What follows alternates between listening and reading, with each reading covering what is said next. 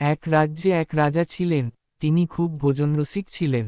একদিন তিনি ঘোষণা করলেন যে তার জন্য সবচেয়ে মজার খাবার বানাতে পারবে তাকে তিনি পুরস্কার দেবেন।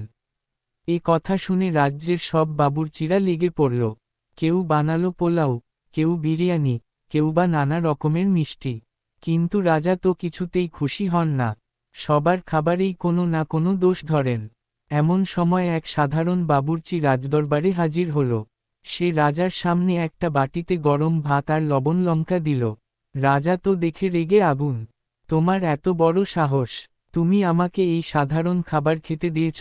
বাবুর্চিটা শান্তভাবে বলল, মহারাজ, আপনি তো সবচেয়ে মজার খাবার চেয়েছেন।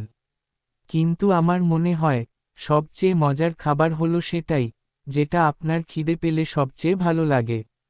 আপনি এই খাবারটা খেয়ে দেখুন, যদি মিথ্যা বলি তাহলে আমাকে শাস্তি দেবেন। রাজা তো অবাক।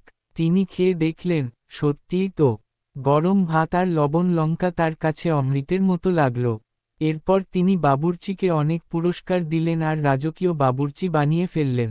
আমরা আজ এই গল্পটি থেকে যেটি শিখলাম সেটি হল, অনেক সময় আমরা সুখ বা আনন্দের জন্য খুব জটিল এবং দামি জিনিসের পেছনে ছুটি।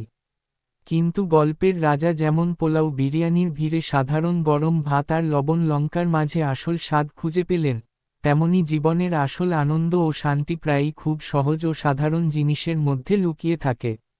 সমাপ্ত।